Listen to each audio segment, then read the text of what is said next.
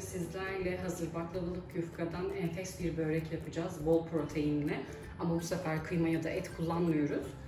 Yeşil mercimekten yapıyoruz. Tadı enfes. Sözü fazla uzatmadan hemen tarife geçiyorum. Öncelikle geniş bir tencereye 2 su bardağı yeşil mercimek alıyorum.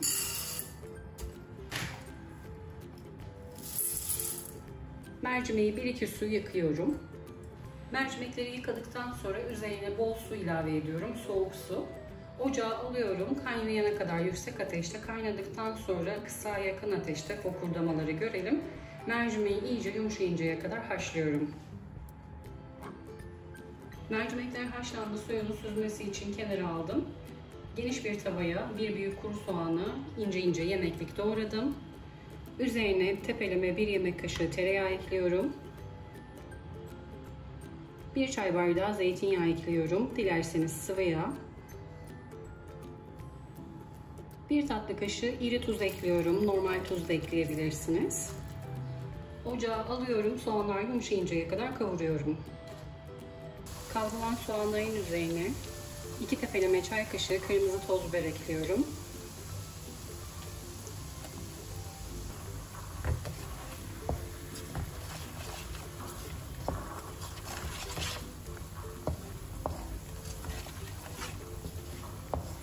...3-4 saniyede kırmızı biberi de yakıyorum. Haşlayıp süzdüğüm yeşil mercimekleri ekliyorum. Mercimeği eze eze kavuruyorum.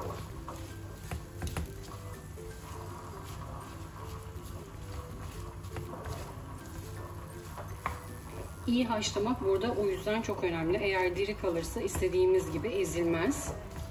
Patates ezer gibi yeşil mercimeği de eziyorum.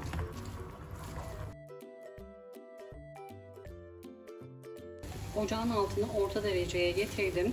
Mercimeğin içinde bir miktar su var. Hem suyunu çeksin hem de mercimekler lezzetlensin. Bu şekilde yine eze eze kavuruyorum. Ara ara gidip gelip karıştıracağım.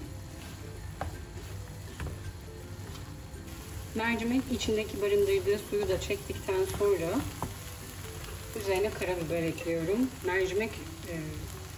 Mercimek böreğinin olmazsa olmazı karabiber. 2 çay kaşığı karabiber ekliyorum. Eğer seviyorsanız 3 çay kaşığı da ekleyebilirsiniz. Harika bir lezzet veriyor. Acı seviyorum derseniz pul biber de ekleyebilirsiniz. Şu an için ben pul biber eklemiyorum. Börek harcını soğanla, bol soğanlı seviyorsanız yine 2-3 tane kuru soğan da doğrayabilirsiniz. Bu tamamen sizin damak zevkinize bağlı.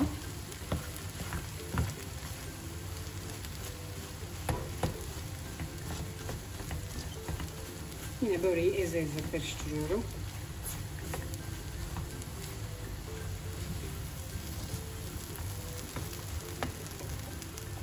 İyice suyunu çekti, baharatlandırmalarını yaptık.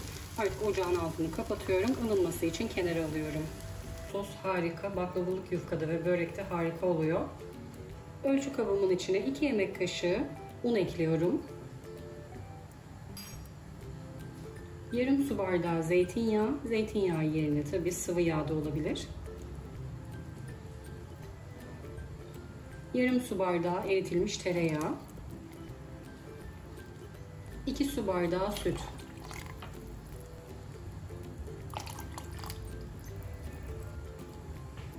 Sosu çırpıcıyla iyice karıştırıyorum. Un topaklanmaları kalmasın.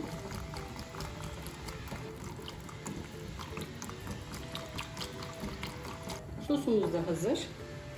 Baklavalık yufkayı tezgahıma aldım. Üzerine mutlaka nemli bir bez örtüyorum. Açıkta kalırsa hemen kuruyor. Kullanacağım kadarını içinden alıyorum. Yine üzerine nemli mutfak havlusu örtüyorum. 3 tane yaprak alıyorum.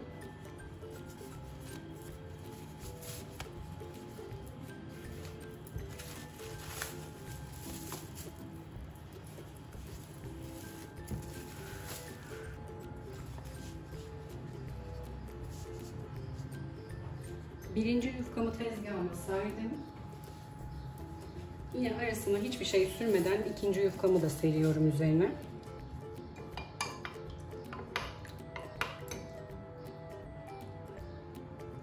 Sostan 2 yemek kaşığı ilave ediyorum. Yine kaşığın tersiyle her yerine gelecek şekilde yayıyorum sosu. Dilerseniz fırçayla da yapabilirsiniz.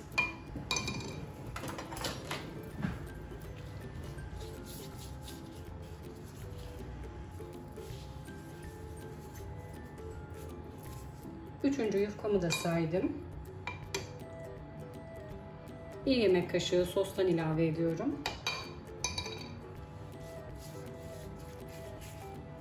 Yine fırça yardımıyla her yerine eşit gelecek şekilde dağıtıyorum.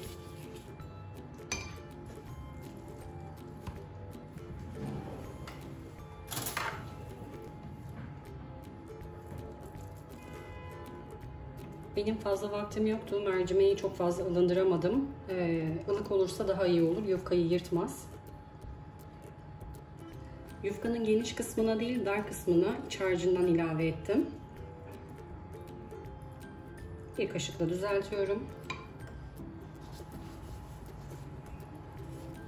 Dar kısımdan sarmaya başlıyorum.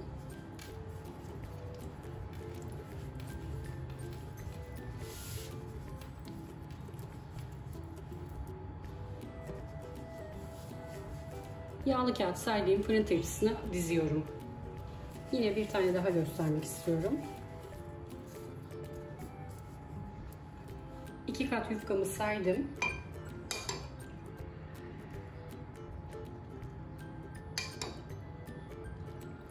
Sosunu karıştırarak alıyorum. Yağlar üstte kalıyor. Aşağısından sütü de almak istiyorum. Sadece yağ gelmesin.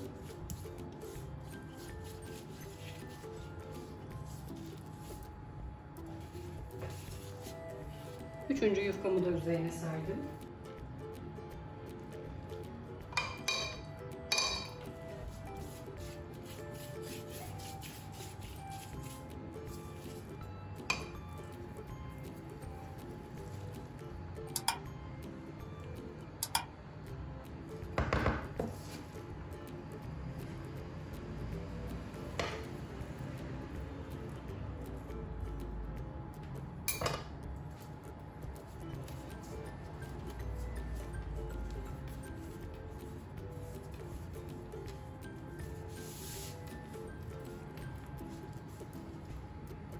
Yufkalar bitene kadar ya da tepsinizin aldığı kadar yufkaları aynı şekilde sarmaya devam ediyorum.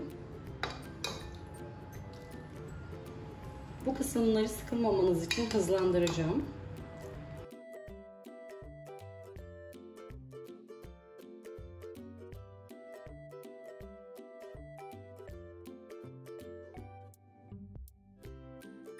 Böreği tepsiye hazırladım. Çok az iç harcım kaldı.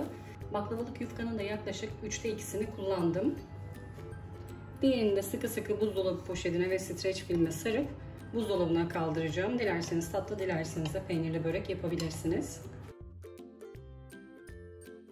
Sosumuzdan arttı. Sosu böreğin özellikle kenarlarından üzerine doğru döküyorum. Ekstradan yumurta vesaire sürmemize gerek yok.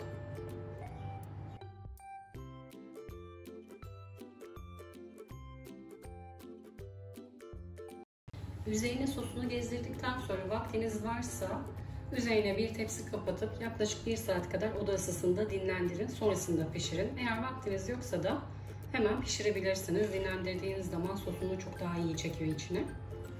Önceden ısıtılmış 180 derece alt üst ayarlı fırında güzel bir renk alıncaya kadar pişiriyorum. Soslu bir börek olduğu için altına çıkarmadan önce altına dikkat ediyorum. Eğer pişmediyse yine fırının zeminde kontrollü bir şekilde 1-2 dakika pişirebilirsiniz. Sosunu içine çekmesi için bir miktar bekletiyorum. Böreği güzel bir renk aldıktan sonra fırından çıkardım. Çıkardıktan sonra üzerini örtmüyorum. Çıtırlığını korumasını istiyorum. Ilındıktan sonra keseceğim. Börek ılındı. Şöyle göstermek istiyorum.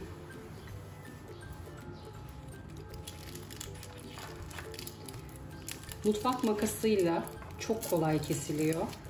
Bıçakla hiç yorulmanıza gerek yok.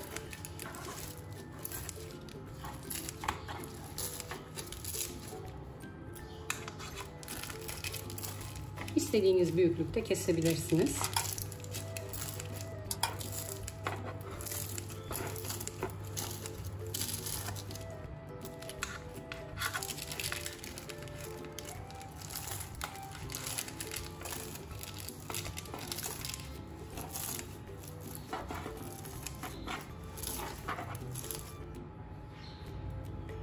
Böreği bu şekilde göstermek istiyorum. Üzeri çıtır çıtır.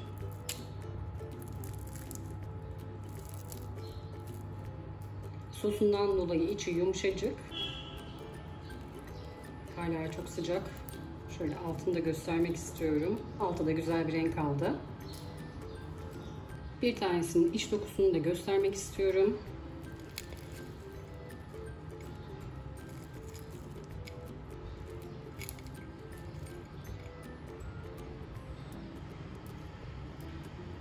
Bu harika lezzeti mutlaka deneyin. Bol proteinli bir börek yaptık. Tüm aşamaları birlikte yaptık. Sorularınız da olursa yorum kısmına sorularınızı bekliyorum. Gördüğüm an size dönüş sağlıyorum. Kanalıma hala abone değilseniz abone olmayı, sevdiklerinizle paylaşmayı, bir sonraki tariflerimden haberdar olmak için bildirim zilini açmayı unutmayın lütfen. Yepyeni tariflerde görüşmek üzere. Herkese afiyet olsun.